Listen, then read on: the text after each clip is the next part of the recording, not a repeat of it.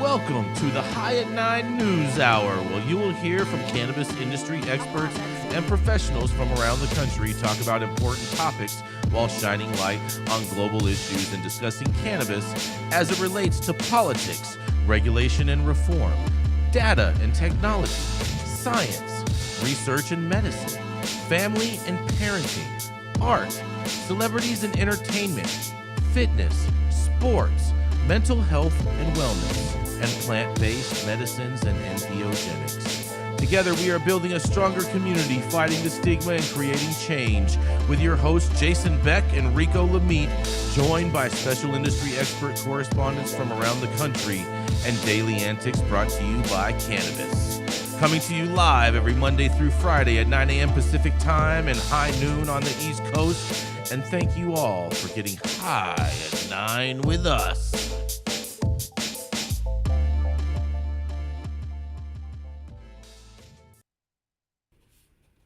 Oh, yeah. Good morning, everybody. That's right. It is Wednesday, May 31st. It's the last day of May, and it's hump day. It's also, today is National Utah Day. It's World No Tobacco Day, to shout out to all the people that are trying to quit smoking. I know it's really tough, and we appreciate you for that. It's also National Autonomous Vehicle Day, so shout out to Elon Musk. And National Macaroon Day. National Speak in Complete Sentences Day. That's for all the teachers out there, Dale, like we were talking earlier. Thanks to all the good ones. Also, National Senior Health and Fitness Day. Dale, this is really your day today. And it is World Parrot Day, as well as National Smile Day, and, of course, National Flip-Flop Day, because where would shoes be if it wasn't for flip-flops? Also, too, we do want to wish a very, very happy birthday to our very own Dale Schaefer. Today is his 69th birthday today, so thank you. Oh, yes, and thank you for joining us and getting high at 9 with us. It's also high noon on the East Coast, and please remember to like, share, and subscribe to us on all social media platforms. Use that fancy little QR code right there in the top-hand corner of your screen to see where we live on the internet, and we're live every Monday through Friday on YouTube and audio only on Clubhouse, and if you are joining us in Clubhouse, you can also participate in the show by raising your hand if you have a brief comment on the story most recently presented. But without further ado, we're going to kick it off with the Dope Dad. That's right. It's the Dope Dad himself, Rico Lamitte, the Quasimodo caretaker, the father to baby Zozo, as well as to little baby Yoda. That's right. It is the Dope Dad, Mr. Rico Lamitte. Oh, yeah. That's kind of a grunt right there, too. Thank you, Jason. Oh, boy. But I'll tell you what, Jason. It ain't every day that you start the show off with an actual trigger warning. That's right. Several news outlets, they have been reporting on a single warning shot being fired yesterday in Minnesota. This following what should have been and could have been a celebratory affair marking the land of 10,000 lakes becoming the 23rd state in the union to legalize adult use cannabis.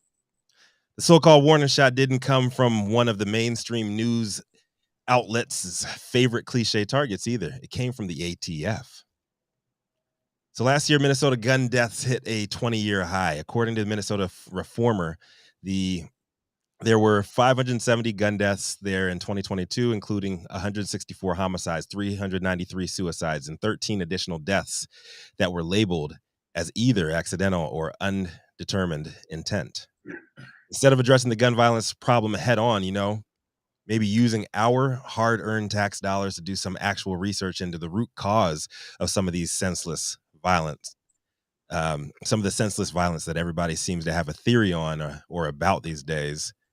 The Department of Alcohol, Tobacco, and Firearms decided it had nothing better to do on this beautiful spring day than to put out a public announcement reminding all Minnesotans, and perhaps all Americans, that if we consciously choose on a state level to lawfully consume cannabis, whether it's medically or recreationally, that we're also making a conscious decision to give up our Second Amendment rights on a federal level.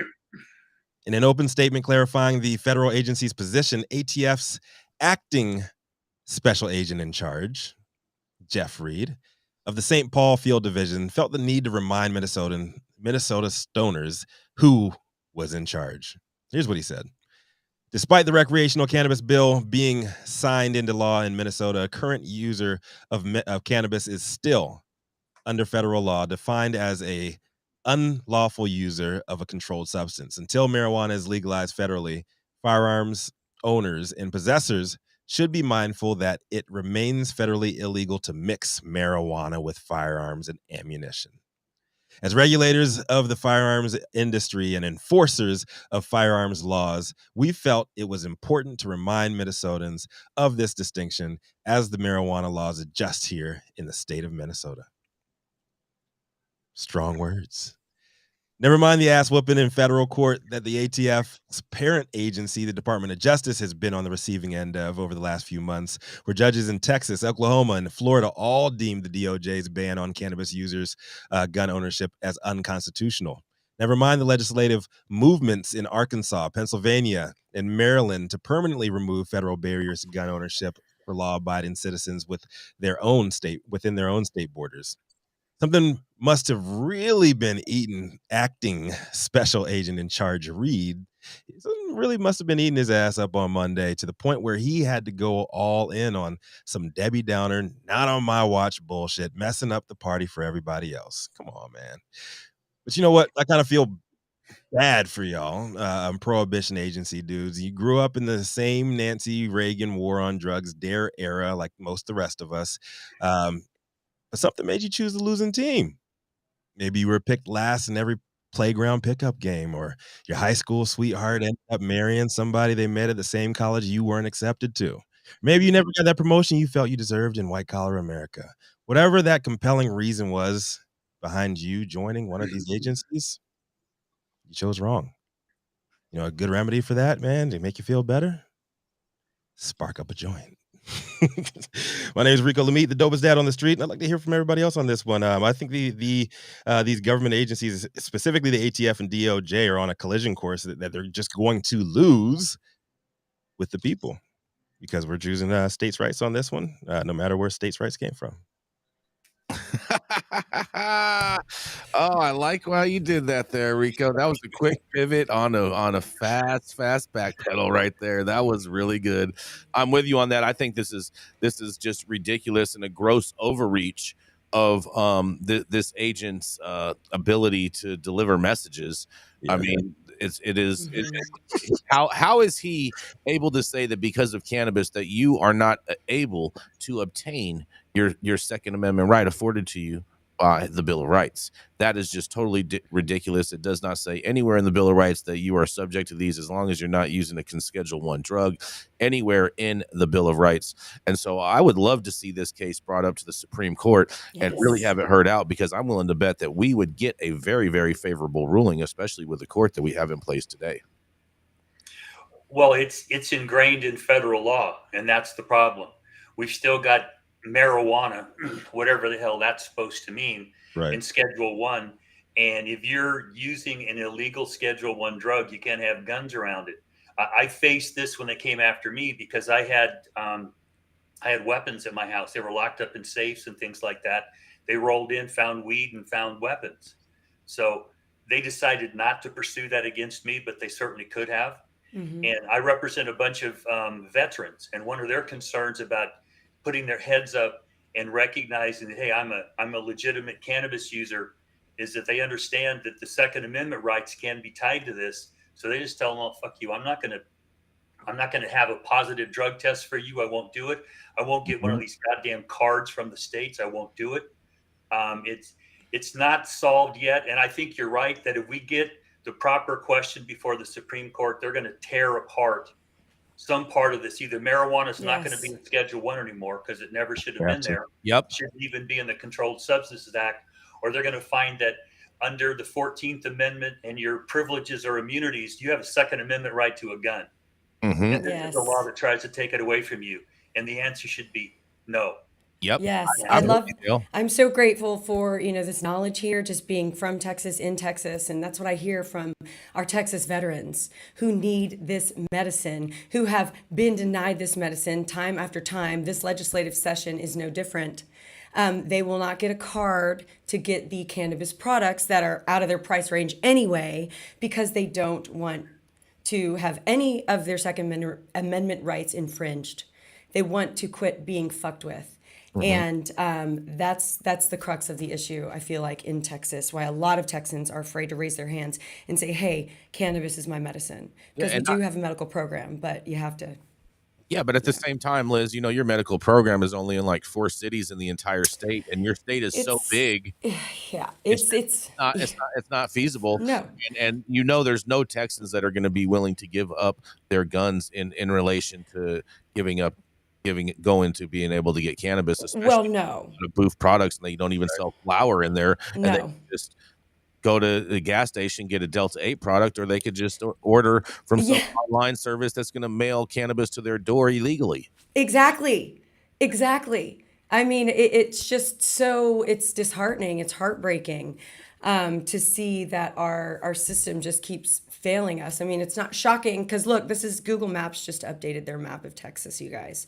And this is what that is right now.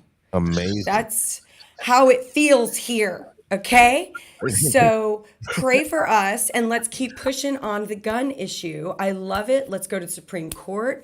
Let's keep pushing it. You're not going to take our weapons, period. And we should be able to grow this plant and use this plant as we see fit. I think it's pretty inevitable. This is going to have to head there. Like all of these states are having these battles, and it's going to say you have to save face for ATF and the DOJ, because on one end they're doing their job. ATF has no job. Right. Okay. The ATF has no job. Defund but to fuck shit up. It should be defunded. A lot of these 3-letter agencies should be defunded and should be eradicated. Yep. And it's pointless. So on one hand, like this guy he's doing his job, like as shitty as the job is and as wrong as the job is. Oh man, that's such a cop out right there. Boo! I'm just saying, like that's his job. He chose that. I hate that for him. Whatever compelled him to choose this agency to work for, like that's on him. He made the wrong choice, and you got to deal with it. Rico, did they make the word cop out specifically for law enforcement? I think Mark could answer that question. What do you think of this, Mark? This ATF coming out and saying that regardless of adult use being passed in Minnesota, that you still don't have the right to own a gun. Mark, are you with us? Mark, Mr. Wasserman, Pot Brothers-in-Law, can you hear us? He's shut the fuck up right now. Oh, yeah, he's on his STFU. Oh, there he is. There he is. Mark, do you have a comment on this, Mark? Well, you know what? You're going to fill me in really quick. So the ATF sent out a letter or a statement saying that until cannabis is federally legal or descheduled, that Minnesotans can still not own a firearm if they are choosing to participate in the newly adult use market. There was a couple of cases that came down recently that ousted that idea, said it was unconstitutional. So that's what I'm saying. That Texas, Florida, and Oklahoma. Yeah, that's just bullshit. It's on the dock. It's on the docket to be official legislation in Maryland, Arkansas, and it's covered it. Maryland, Arkansas, and Pennsylvania. Yeah, so I don't see how that's gonna stand. That's right. Ridiculous. But it just further enforces the negative stigma, the problem with cannabis. I just came from court. I just came from court on a guy who was busted for possession of more than 28.5 grams of cannabis. That's it. And he didn't have a 25 pay. It's just, and then in about 4 hours, I'm getting on a plane to fly to Mendocino County for a guy who was pulled over by CHP and busted with some cannabis in his car, and so people are still getting busted for their own personal cannabis. Very, very true. Very, very true. Very sad. But we're going to go to a commercial. We're going to be right back. Oh, yeah. You know what time it is. That's right. It's Tuesday over here at Green Street, and we got Smoky Vanilla with us in the building. So that's right. It is time to stretch and smoke. We just got done smoking. Now we're going to stretch it out, and then we're going to smoke again. Let's go. I'm Smokey Vanilla with my background in kinesiology and bodywork massage and assisted stretching. You gotta come check it out, baby. Check me out on IG. It's Smokey Vanilla 1 Stretch and Smoke. Twitter, Smokey Vanilla. Social Club, Stretch and Smoke. We're also on Sports Recovery by Dan and Jam. If you want to feel as good as I look, then make sure that you get a stretch and smoke in with Smokey Vanilla. Yeet! Up next is the industry's longest continuously operating retailer known for smoking the best weed in the world. And if he ain't in West Hollywood, he might be in Florida, between a rock and a hard place, deciding on which Florida man to actually follow this upcoming 2024 race. I don't know. Maybe Jason Beck does. Come to the stage. Y'all know who it is. Jason Beck.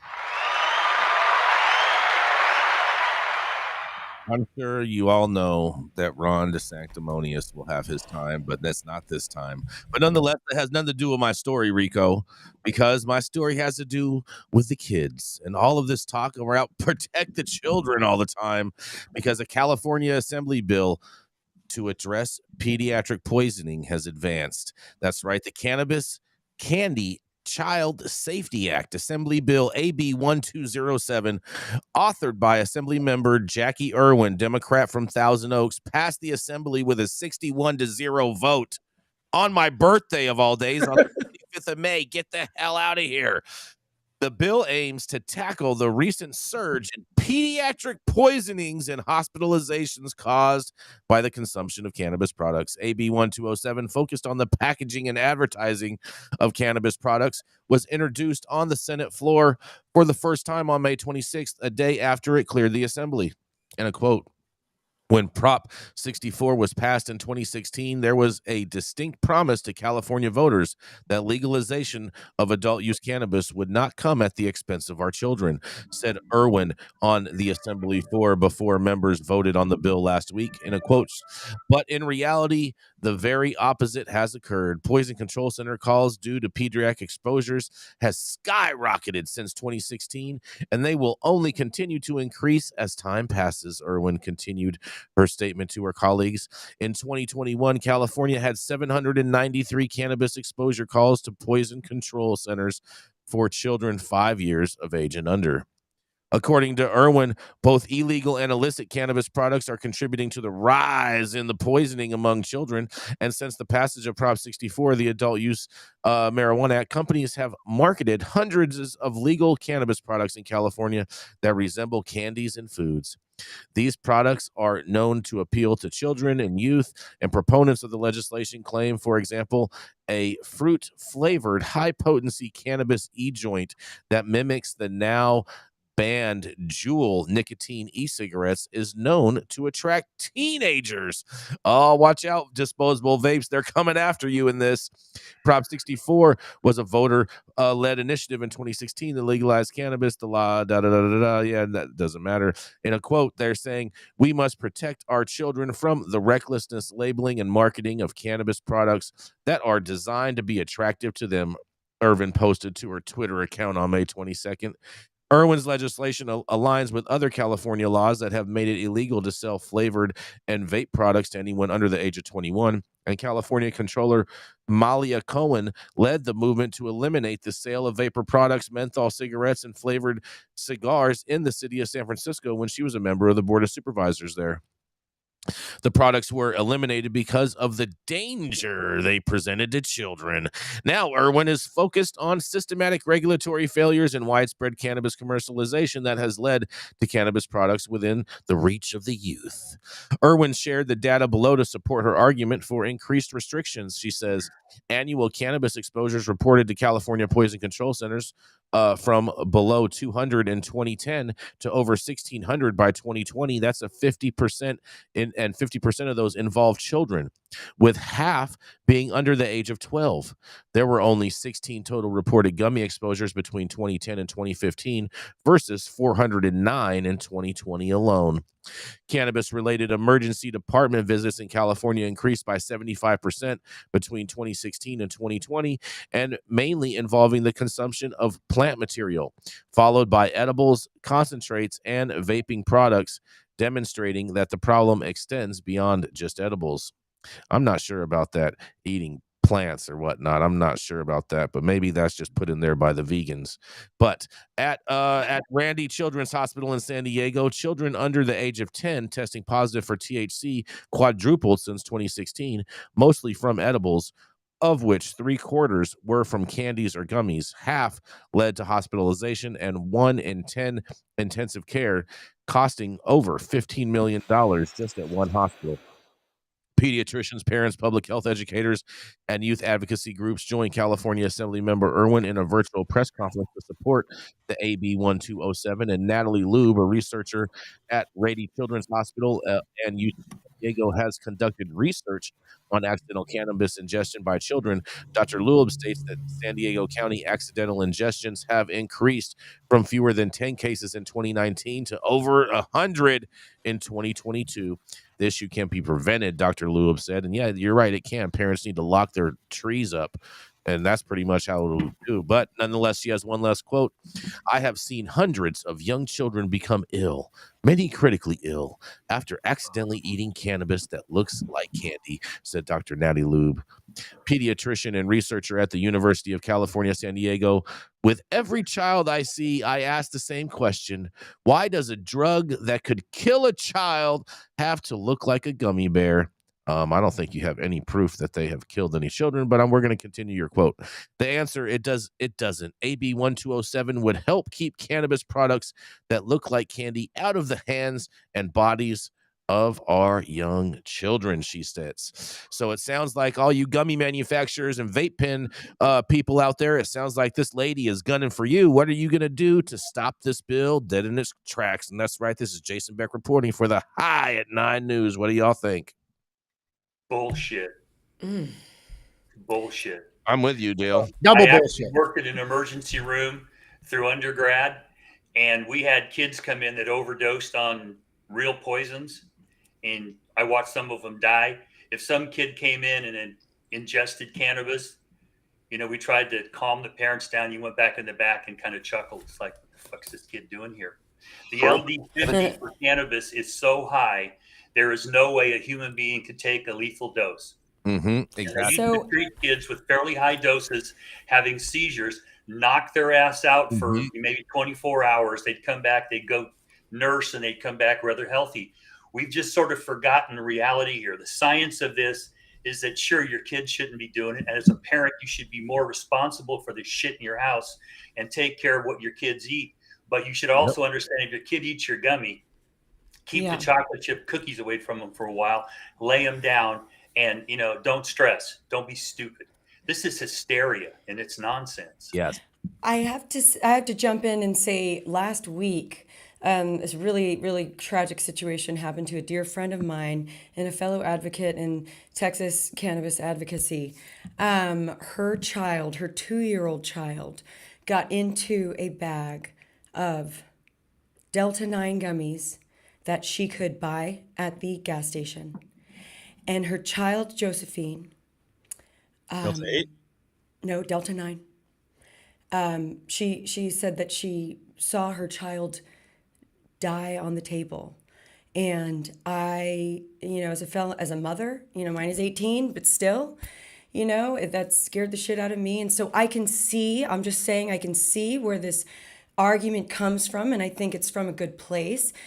When what's required is more education, Dale, from people exactly like you who have seen these instances, who are actually in the ER, who know that children maybe come in, what do gunshot wounds look like? Let's talk about that if we want to protect the kids. Let's not make it about the weed. But These are products that can be bought at a gas station. Delta 9, hemp derived Delta 9, and that's another issue with Texas. Yep. Okay.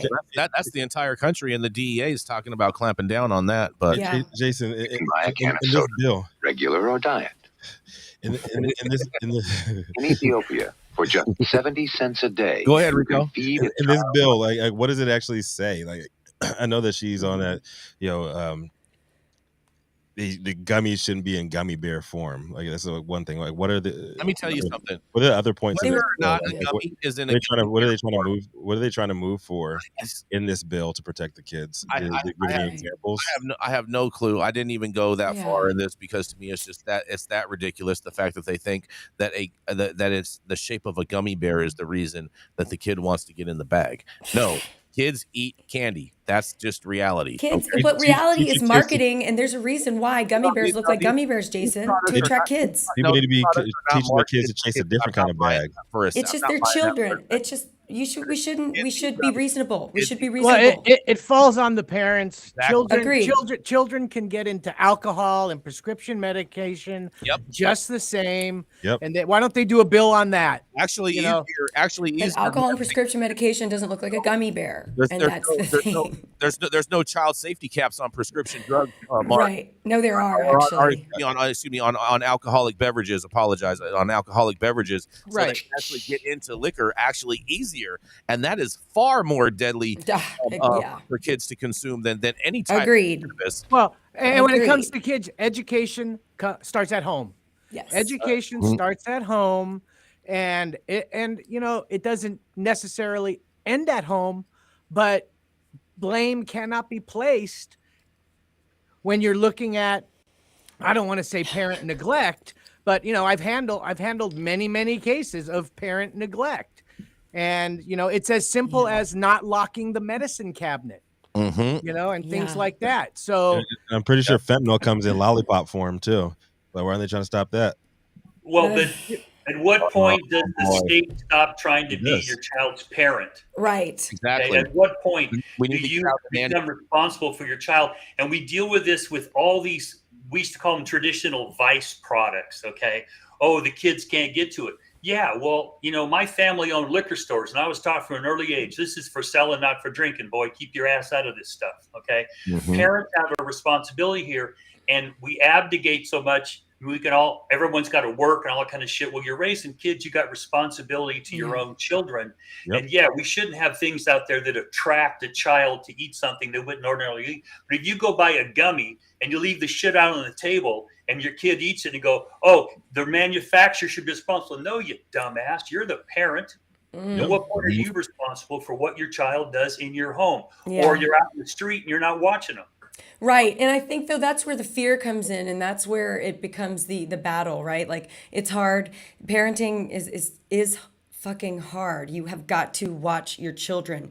You cannot put these things in anywhere close to your children. They get into everything. We all know that. But it's like every mother's fear deep down inside is like, oh my God, did I put my pill bottle away? And it's just like it plays on that fear, which is bullshit. It's fucking bullshit. I have a question for you, Liz. Because I don't buy the shape of the gummy as that thing. But cannabis that saves the world. He says make them look like guns.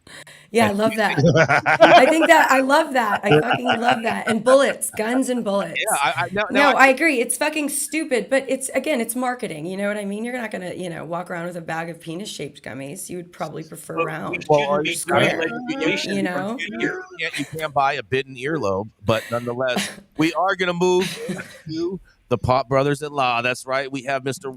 Marc Wasserman, the Pop Brothers at Law himself, that reminds everyone how to stay safe from law enforcement by STFUing up when cops ask questions. That's right. It is the Pop Brothers.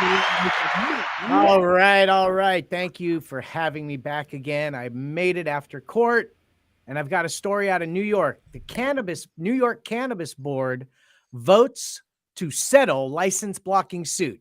Members of the New York State Cannabis Control Board on Tuesday voted to allow the State Office of Cannabis Management to reach a settlement in a federal suit that's prevented the opening of retail dispensaries in half the state.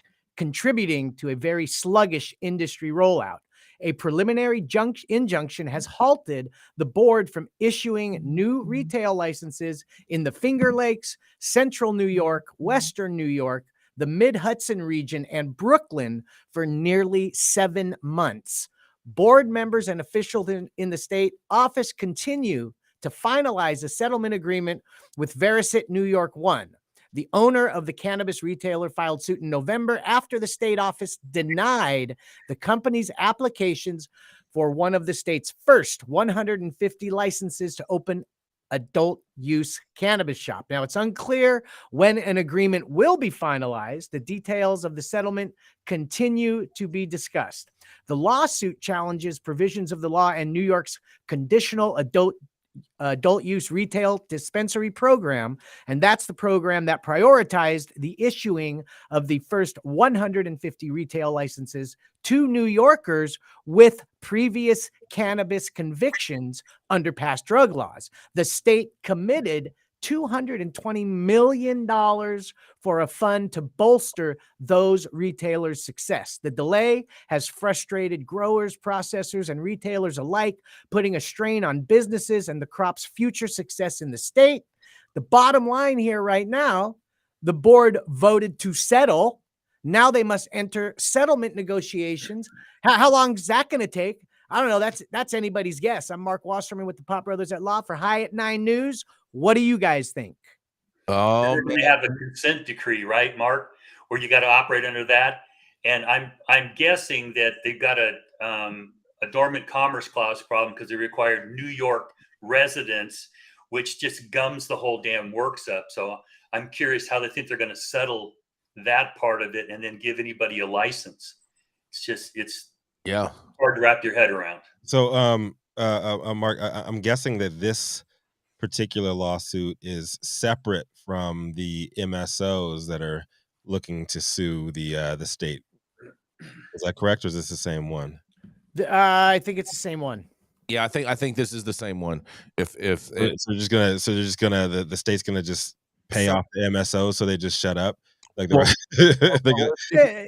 if you remember, Rico, we covered 2 days ago, or right in the last week, that they had come to a settlement, and then this is revisiting that settlement and saying, "Hold up, whoa, we're not settling on this. This is not how this is going down." Bro. Yeah, but I don't think it's a question of money, Rico. Yeah.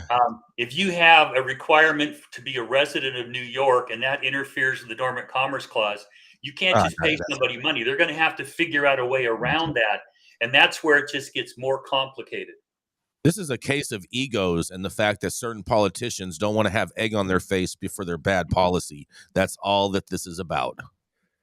Well, and it's ridiculous because where are we? Let's see where we're going to be in a week. You know, where the settlement talks are going to, how long is that going to take? And I'm starting to feel like New York is just willing to do anything to keep the trap alive and stifle the legal market as much as they can, because they're not doing anything to help anybody open other than slow everything down. You know what's be crazy? You know what's going to be crazy? Like at the end of all this, they find out that Kathy Hochul is like the biggest trapper of all. She got shop set up in like 8 different New York counties. Well, that's why she went into the store and just did a photo op and didn't buy anything. Right, she's like, yeah, she doesn't want no paper trail, man. She's already seen it. She's the one supplying it. Like, I don't here. Yeah, she saw him ringing up that. She saw him ringing up at the POS. She's like, nope, that's how they get you. Rico, Rico. She was like, all this product is so old. All my stuff is so fresh. If y'all want some real shit, holler at me after. Yeah. These cameras are not up. Oh, man. Oh, that was great. Thank you so much for covering this, Mark, and thank you for being with us. We appreciate that. And we got to go to a commercial. We're going to be right back. Keeping up to date on the evolving policies of relevant state, local, and federal governments is key to success. When the future of your business is at stake, you need representation as dedicated as you are. With a maze of laws and regulations surrounding cannabis, hemp, and psychedelics, knowing where to begin can be a challenge. Good thing the law offices of Omar Figueroa features a skilled, highly focused team ready to guide you through it all. They're accepting new clients in California and New York. So make sure you check them out at info@omarfigueroa.com.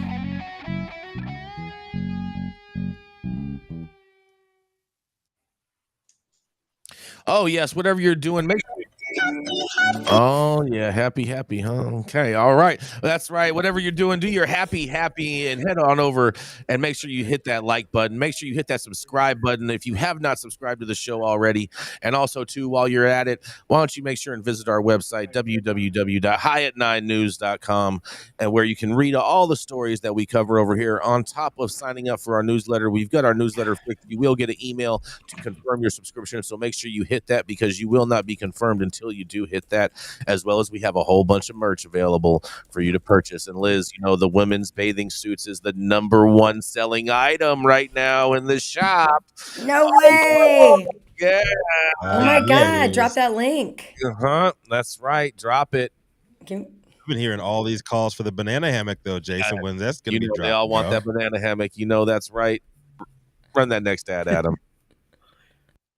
Control Tower from Highly Educated has perfected the dab. Utilizing the concept of thin film evaporation, you can waste none of it and taste all of it.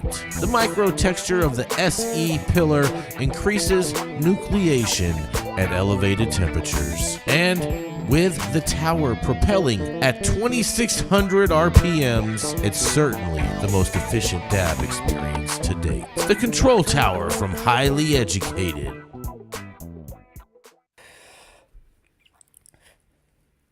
Oh, yeah.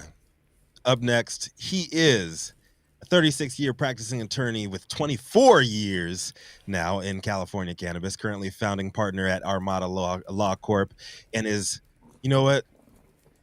He did time for the rest of us so we can actually run and do the things that we're doing now. And we're so glad to have the birthday boy on the stage with us today. Y'all know who it is.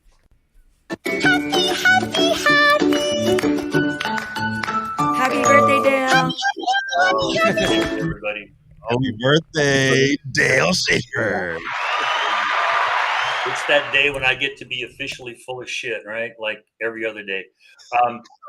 My story comes out of Law 360, and this story is as old as human beings trying to cooperate and being lied to and being stolen from. The headline is Cannabis Company Founder Claims CEO and Girlfriend Stole $5.7 million. And this one grabbed my attention because as I read the complaint, and you know, Mark, you'll appreciate this, it's a verified complaint. It wasn't just an allegation. It's a 53-page declaration about what happened to this guy. Now, the plaintiff is named Daniel Griffin, and he apparently got the first infused beverage license in Colorado. And it's, you know, he's got brand name for that, trademarks. He started in 2009, and by 2014, the business is growing exponentially. He wasn't a good accountant, business guy. He was an inventor. So he brings in a new CEO who tells him, I'm an attorney. I made millions in pawn shops. I'm bored.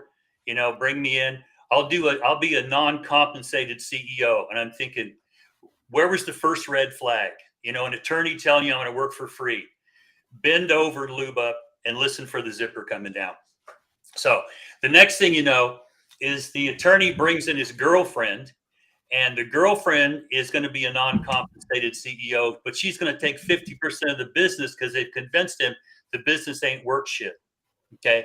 So he signs, everything keeps going forward, and he kind of stops paying attention to what's going on in the business, which was his first and probably his biggest mistake.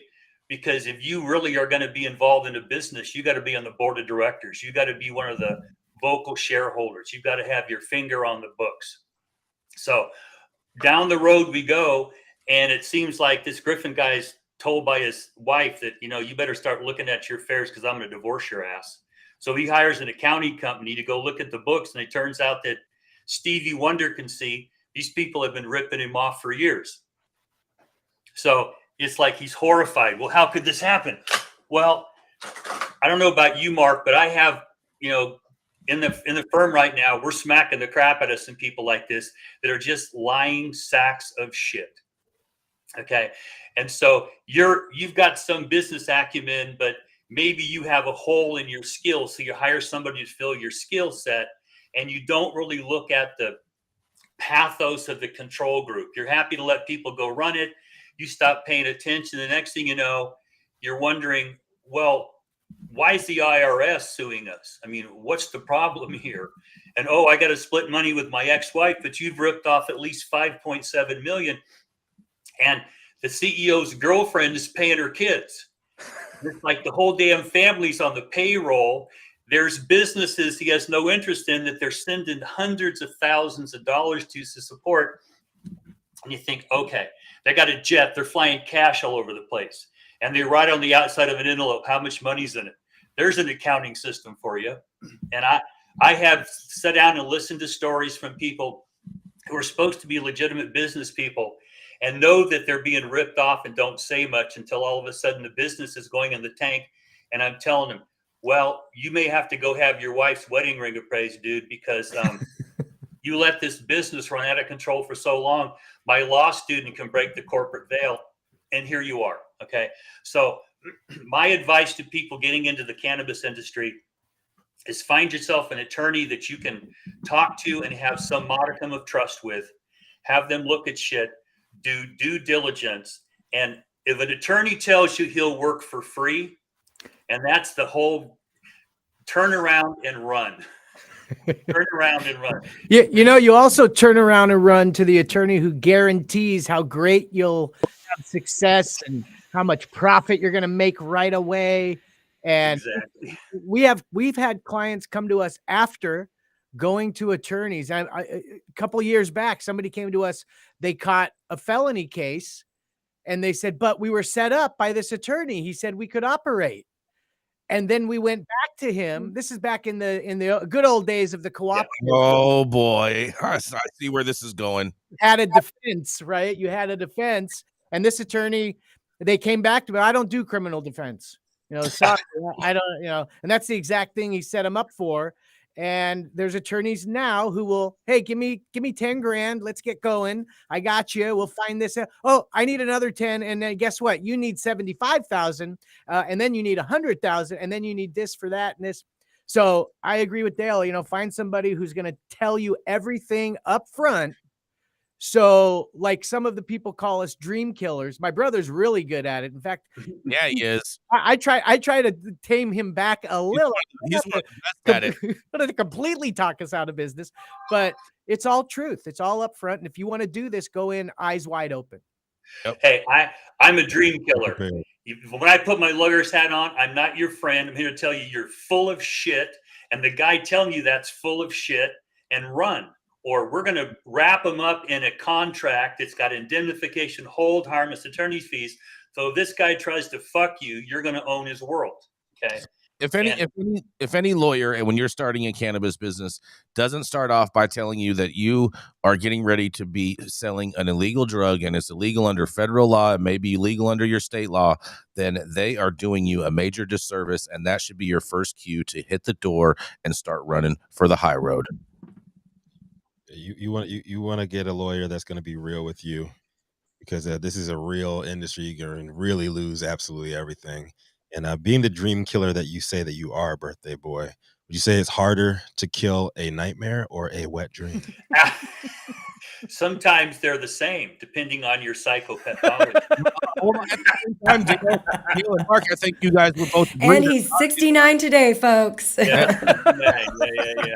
68. He owes you one. I think we both agree that a lot of times these people's dreams end up turning into nightmares because of bad lawyers and because they're just bad operators in the first part. Well, but what I get are shit sandwiches. I mean, I have successfully set these businesses up and set up their contracts and their leases and get it all to dovetail together. But that's rare. Typically, I get a shit sandwich, and you look at the control group and they hate each other. They can't get along. So the pathology of who's running it's crazy. And then when you look at who's funding it, they've got strings attached that are going to divest people of their interest if certain things happen. And they just didn't understand what they're going to go to. Take your money to Las Vegas and play fucking craps. If you're not going in eyes wide open, understand that this is risky, that the government's not your friend, the cops aren't your friend, the bureaucracies aren't your friend, and money comes with strings attached, and go in eyes wide open, you might as well just bend over and lube up because you're going to get it. And good luck collecting money. Oh, yeah. Oh, and the consumer's not your friend either, because we're just looking for the cheapest and the best. That's what's real. It's like, so you're going to go to the black market, the consumers. That's where they're going. Well, so why do you want to be in this business again? What we see here in California is we have local control continues to be the big tripping block for getting this opened up. Okay.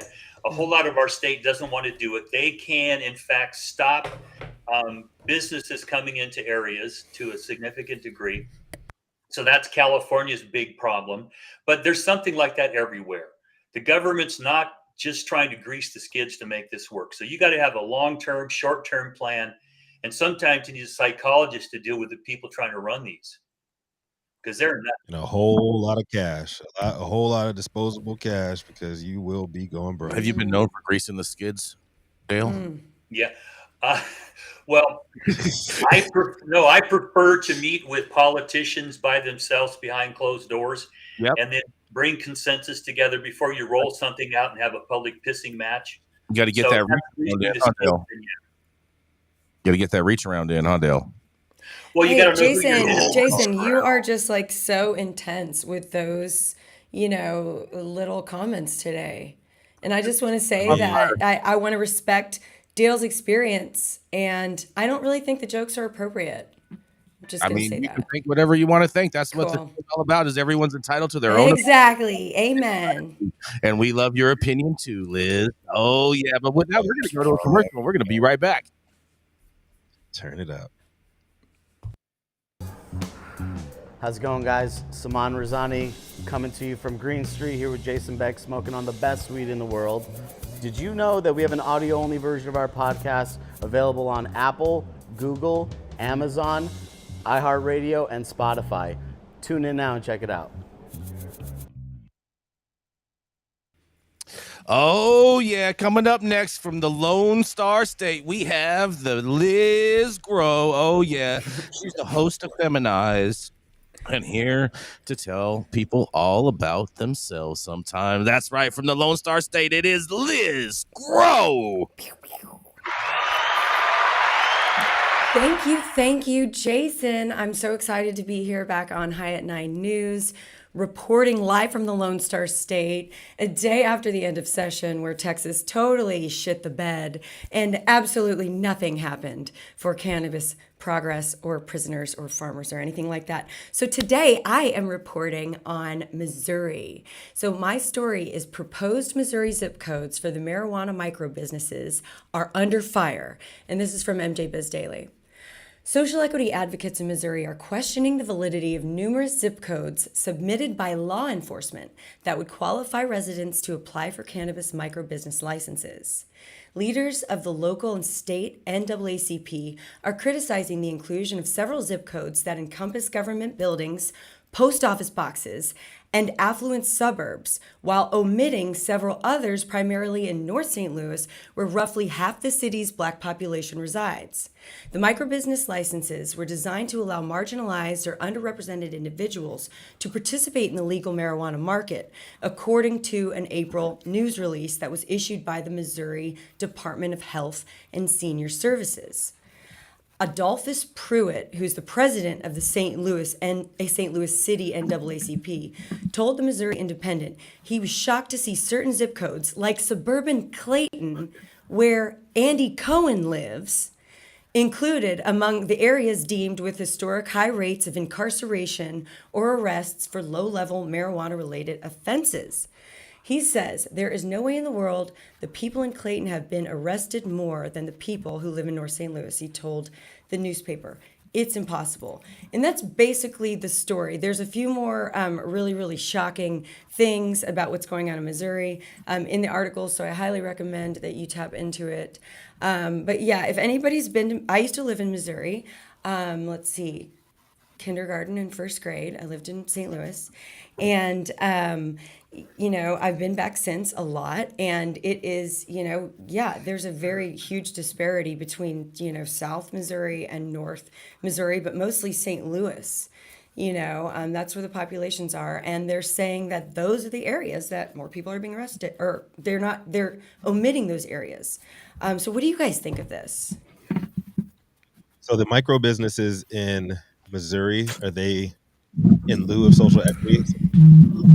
You know, For the micro businesses, is that what's yeah, going on? you know, I think it is their solution to social equity. Yes, let's give those, hurt first a chance to, start their businesses. And so that's why somebody's raising a red flag and saying, hey, wait a minute, this isn't working. When they were doing that, I know when they were first rolling out regs here in LA, that was like one of the proposals as the main drive. The problem is gentrification too. If you're going with zip codes, if you're going with zip codes alone, there's a lot of gentrified areas. I just moved out like literally like last month to South Central, and the 2.5 years I was living there, 6 white families moved in across the street. It ain't Ice Cube South Central no more. Today was a good day, but it's tough to get around that, and I think in order, I'm just gonna keep on saying this. I know Jason's against it. I know Gretchen's against it.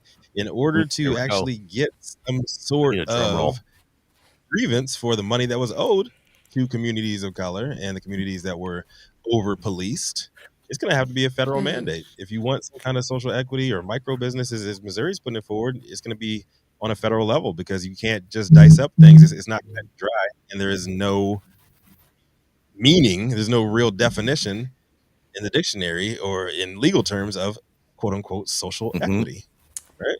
So if you want these economic comeuppances that are owed to you, that are 100% owed to our communities, you can't just put it like on this zip code or that zip code, because there's going to be grievances from somebody that ain't supposed to be getting what they're going to get.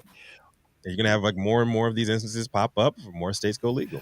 Well, I've said this before, and I'll say it again. Going back to the Bakke decision, where race as a preference was stopped on a constitutional level, what we continue to have is avoiding calling this a need to correct racial disparities in the past by calling it race, because when you do, you create a bar that's very high to get over, and you end up getting nothing done. So they try to shave around the corners and call it something else. Okay, and then when you make it a zip code, in Los Angeles, a community that had an Armenian population lobbied to get theirs included, and there were some social equity people of color that blew their mind about this. It's like, how could you do this? Well, if you don't say that it's about race and only a zip code, now you open it up to things that maybe you didn't intend. And Mark, this is something maybe will help me out. I think that if you call it race, you're going to have a strict scrutiny, but it's going to be something more than a rational basis to justify what they're doing here, some sort of middle level scrutiny. What are you trying to accomplish? How are you accomplishing it? It is an important state interest, and how closely is it related to your important state interest to get this done, which complicates things well beyond what they should be. Okay, it's a lawyer's wet dream, but it doesn't fix the problem of the person trying to get something out of the system, because we're mentally masturbating all this stuff, and for the people on the street, it just doesn't matter. It don't mean shit. You ain't getting nothing. It's called the lawyer's retirement fund. At what point do you wake up from this lawyer's wet dream? Well, I'm not sure how, because what we've got is a very conservative court, okay? And I'm trying to figure out what would happen if some of these issues got in and got framed in the right way. We in the industry might win some battles, but the downsides could be horrible, could be absolutely horrible for the future. We've got 14th Amendment questions coming up from what the states are doing, okay? And we've traditionally used what we call due process to give everybody rights. And they took that away in the Dobbs decision and said, no, we're going to back up to equal protection or privileges or immunities as a more important place to go. And you're going to find that people's rights are just left out when they argue those cases that way. And again, this is lawyer mental masturbation.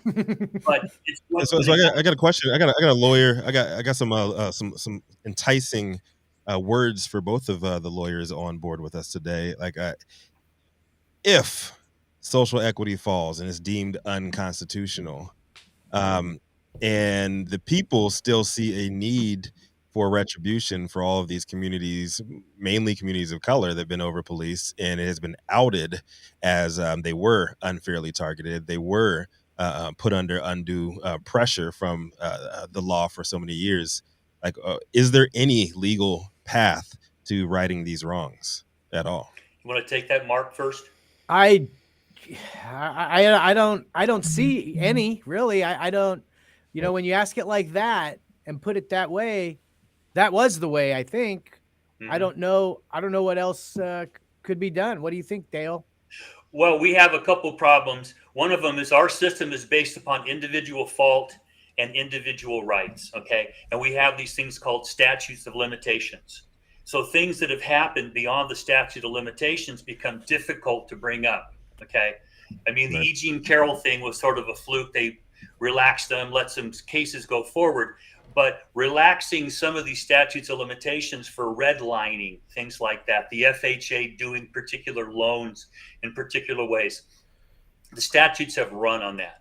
Okay. Now, there was a case in I think Huntington Beach where a black family lost a piece of property and the city eventually gave it back to them. Okay, because you could trace the event to an individual group or a community, and the state decided to forgo the statute of limitations and undo it. But that's the legal problems it's faced. Okay, because how do you go back to Tulsa and undo Black Wall Street? I mean, who do you hold responsible for that? It's got to be a bigger governmental discussion, because individuals are not going to come out of their pocket to pay for something that perhaps a great grandfather did. It's just going to be a difficult problem. Yep. Like my take on it, I'm pro reparations, as everybody knows, and I think we need to, get off the social equity thing, because the verbiage behind it, because nobody's going to win in the end, because it's an economic battle, and it's a lot less about race, especially where we are right now as a country. So I mean, I think the best thing that can be done is the white communities and the black communities, they should be suing the federal government, because black and brown communities, black communities most predominantly, they were put in this place because of the federal government, and the federal government is at fault for all of this tension in the communities. Period. They should be sued, and they should be the ones that should be fitting the bill. If you want to keep things black and white, I didn't mean to say black and white. If you want to keep things straight, on the economic conversation and that part of the conversation, then you need to separate the whole situation of slavery and racism as we see it. We have the proof, we have the data that these communities have been affected. We have the proof, we have the data that black folks, period, are still being affected by these policies that were put forward by the federal government way back then. So I think reparations is the only way out. So, period. Well, you have to pay these people. So when you say they should be sued, okay, and that's what Mark and I do. We sue people. Okay, so what's the gravamen of the suit? You say, well, this happened in X time to this group of people. This is a class action, and how do you get past the statute of limitations? I think the white businesses should be behind that lawsuit too. Be like, it's your fault that these people are suing me. That these people are mad at me for doing business and me following the rules. It is your fault. So I think everybody should be behind that. Period. Doesn't matter what your race it's one is. thing being behind it, putting it into motion. Not in the energy. It's the legal procedures and avenues that are going to limit, like Dale's talking about, moving forward. You could certainly try. Anybody can sue anyone for anything. That's right. And when you get into court, a judge can dismiss it after certain motions, or it can go forward. And, that's ultimately what you would do. Get all these people who are behind it, find an attorney or group of attorneys who are willing to go, and then you go. And then the other side's going to push back and fight, and you'll see where the legal system takes it. Mm-hmm. Now, I did invite your brother Craig, Mark. I sent him the link. Okay, so I'm not sure, because he got in the chat in here and he said that he has a solution. He says that he has an answer. So, are you going to get on the link? I texted it to him. Tell him it's in his text. All right. He just jumped on a call. All right. Well, I guess not. We're using our Jewish intercom system over here. I love it. He's I in love that. Hey, man, I'm offended. I'm triggered by that comment. I love it. I have a news story. One last story for you before we leave. Okay, it's very, very short. I think you guys will find a lot of enjoyment out of this, and there's a little video to go along because police have found a stash of weed in a church-owned private jet. That's right. Police seized 290 kilograms, which is basically 640 pounds of marijuana from a plane registered under the name of a Brazilian branch of an evangelical church. The single-engine aircraft was scheduled to depart from a private hangar in Belém International Airport, and one person was arrested at the scene. And when you see the video, you'll understand why only one person was arrested at the scene. And despite attempting to flee, which, of course, oh man, footage released by Brazil's federal police showed the discovery, which took place just this past Saturday. And so, Adam, roll the tape, please. Wait till you see this plane. They don't show the officers' faces, but look at these stickers on the weed. This is what it is. Hold on, you see the plane. Hold on, look at this plane. I want to see a cross in there, please. Give me a cross. It's a little baby pot hopper. That's why it was only one person. So cute. Those boxes clearly never called or never heard of the Pot Brothers. This is not the Eucharist. These aren't the wafers. This is the Somebody weed. needs to sell those boxes to STL. Yeah. Did they have little boxes with wafer stamps on them? Don't get these mixed up. Oh man, it says Miami, MIYAMI. Oh my god, that was the destination. But, I love it. It's probably going around. Hallelujah, praise God. That's right. Oh boy. I think they were set up, Mark. They sent this out there to get video of it. And hey, let this play. We don't care. We'll lose this. It's swag anyway. Yeah. They won't look at the That was a decoy. That was the decoy. Oh, we said it at the same time, Mark. Yeah, gave me the old I'm not thinking right now. This is the weed. What a great way to end the hour on a lighthearted note there, Jason. Thank you for that. And thank you all for tuning in with us for yet another episode of High at 9 News. You can catch us live weekdays, 9 a.m. Pacific, high noon on the East Coast. Big shout out to our live audience members, online supporters, tuning in every single day to give us feedback on the daily headlines every single day. Our tenured industry correspondent team tuning in from all over the earth, bringing us much needed variety of perspective and adding your vetted opinions to the conversation too. To our production team, the wonderful Jaja Simone holding things down over in Clubhouse, Cloud Media Partners, House of Fuego, The Vortex, Adam back there in the background as well, keeping our AV struggles to a minimum. To the haters out there, just keep on loving, keep on loving, keep on loving, keep on loving the hate. Hateful love. We can both benefit from a little duality. Finally, Cannabis Sativa L, you're the sacred reason we show up every single day. Thank you for keeping us on our level. Y'all know what today is. It is Wednesday, May 31st, the last day of May, and Dale Schaefer's birthday. I'm Rico Lamitte, the dopest dad on the street, signing off, but I want to give it to Dale, Mr. 69 himself. Our favorite foul-mouthed uncle, to close us out. What you got for us, Dale? Breathe deep the gathering gloom. Watch lights fade from every room. Bedside our people the battle lament. Another day's useless energy spent. Impassioned lovers, wrestlers one. Lonely man cries for love and has none. New mother pick up and suckles her son. Senior citizens wish they were young. Cold and hearted orb that rules the night. Remove the colors from our sight. Red is gray and yellow white. We decide which is right and which is an illusion. Peace.